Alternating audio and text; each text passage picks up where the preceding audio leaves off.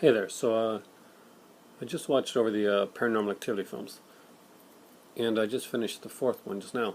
Uh, and what was kind of cool about watching them just now is that my girlfriend is my better half uh, is in a well, she's in a away. She's in Labrador, and we communicate via FaceTime, like with this iPad, for instance, and the whole VHS paranormal thing. I can kind of see like where that whole phenomenon is coming from. All that being said, let's run through the movies here one by one, and I want to give them fair shots. Now, the first Paranormal Activity movie, the first time I saw it, I gotta be honest, it bored the crap out of me. Uh, it is not my favorite of the films, and I found the reason wasn't just okay. It was the boyfriend, husband, whatever. That's the most annoying character I've seen in a soap. Never ever wanted to see a character die so fast on screen. But for what it was, rewatching it again, I kind of enjoyed I enjoyed it. It wasn't bad. It wasn't scary. It was something different, and I do get where they're trying to go back to the old ghost story type thing, and I kind of like that idea. I think the whole camera thing's been stretched pretty far. Well, you'll find out how far when I finish this review. But overall, the first one it's an okay watch. It's not one of my favorite films, but nothing against it. The second one, 10 times better. 10 times the film the first one is. And just, it's more, what's the word? More likability. But you know what? Saying that, I've got to check something right here. I'll be right back. So I'm back. And yeah, I was just checking there because I'd heard that there had been an alternate ending to the original ones and hadn't seen it, and I wanted to go back and see what it was before it went on. And yeah, originally Katie, the character of Katie, is killed at the end of the first film, which would have pretty much put the sequels to a halt right there. Because, well, in the second film, it's a prequel to the first film that we've seen. We'll find a little bit more about why it's haunting her. Sort of. We find out a little bit more. And part 3, it's a prequel to that. Well, yeah, now it's them as kids and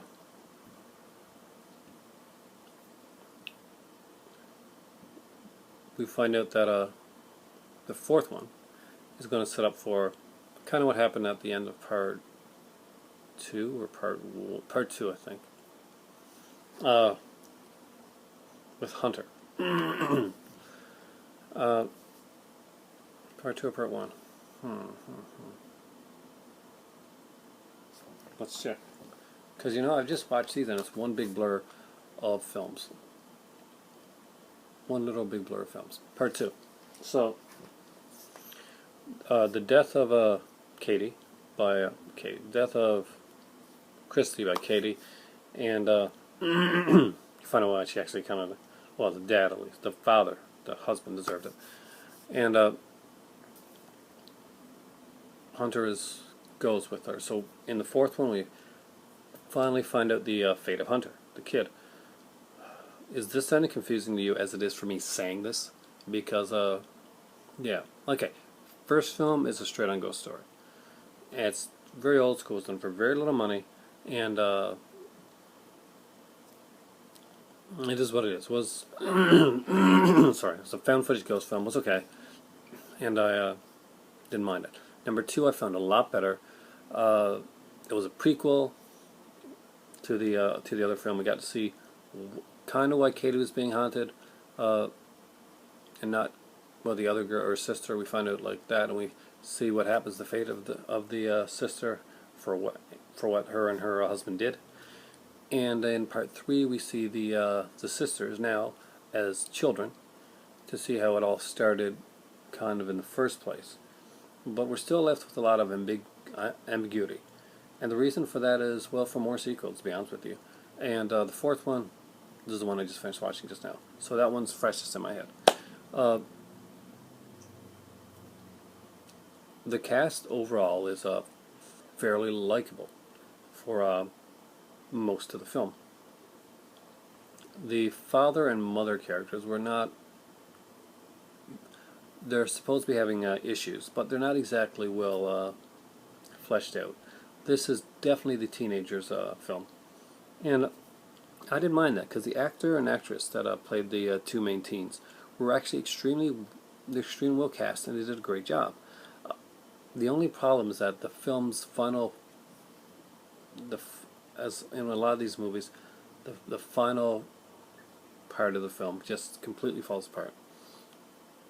Everything seems to be heading somewhere, then it's completely rushed, and people die. Just, it's not effective.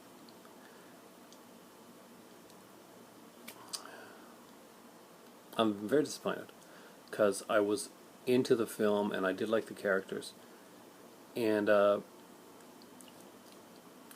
not my favorite films, but I can watch Paranormal Activity. They're not like some people who are just like, oh, bitch about them and stuff. It's a little indie film. It did well, and now they're making more of them. Of course, the cash is big on that, but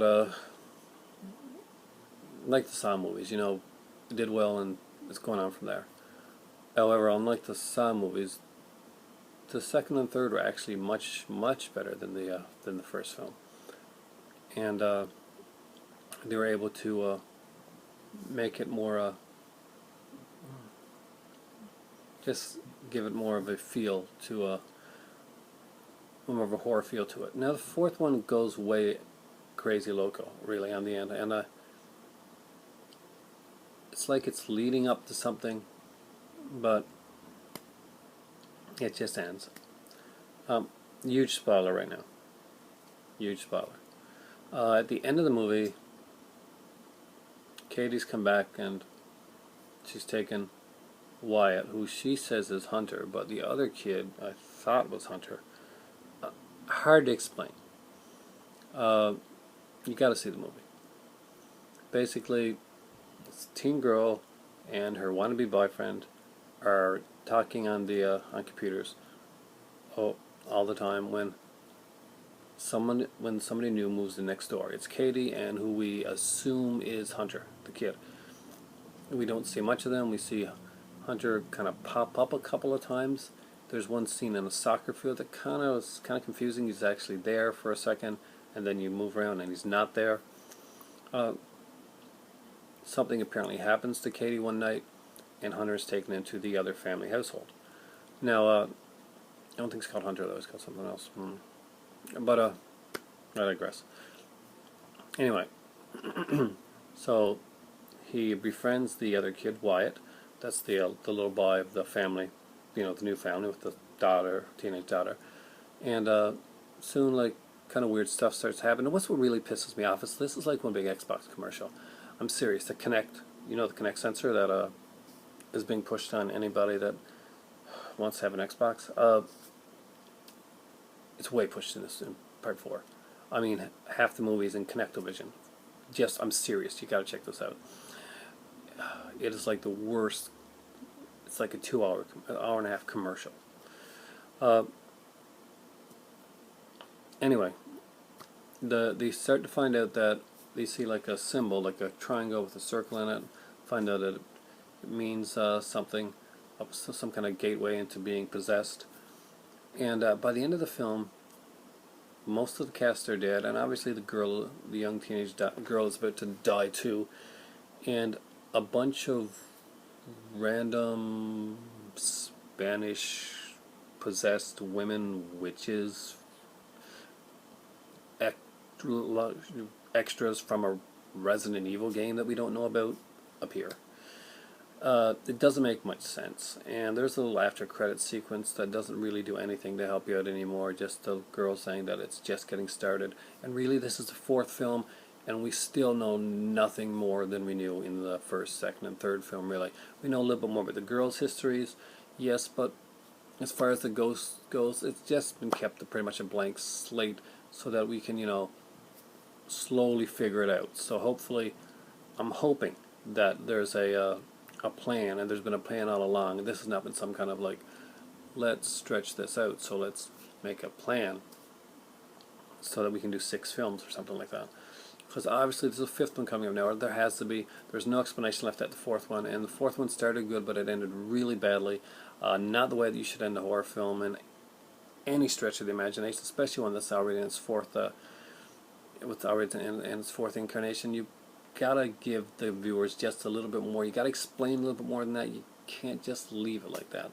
It's not cool or indie or fresh or hip. It's just bad. It wasn't well done, and I'm very disappointed because the movie started with that such positiveness, and then the Xbox thing was kind of cute at first, but then it got really ridiculous, and which makes me think, well, all the money for Part 4 was from Microsoft, I guess, and having such product placement even within the plot of the film it's pretty bad. It really is. Paranormal Activity 4. If you guys seen it, let me know what you thought. I just watched the 4 of them, and honestly, that one, the ending of that one, just wiped the rest of them out of my head almost completely. You saw me have to stop here and do it. I wish it was a better film. I really do. But for what it was, I guess the first 3 Paranormal Activity movies I do recommend. They are decent films, and they do, although they're not fulfilling in terms of knowing what the hell's going to be going on, what you expect you're going to get in the 4th, but ends up the 4th just makes it even worse. And it's not questions in a good way, it's questions in a way that's just annoying and kind of overwrought and bad. Disappointing. If you've seen the other 3 Paranormal Activity movies, yeah, watch this one. But you're not going to be, there's no pleasant surprises in this one here. It's not scary. It's pretty much phoned in, and the film is really running on just on paper right now, running on gas. Thanks a lot for watching, guys. I gotta go grab myself something to eat. I've been feeling sick all day, so I've been resting and medicating myself. I'm gonna go grab some tea and some Fruit Loops, the Heart Fruit Loops, the new anniversary ones. So thanks for watching, guys, because it's now that was so disappointing. It's time for tea.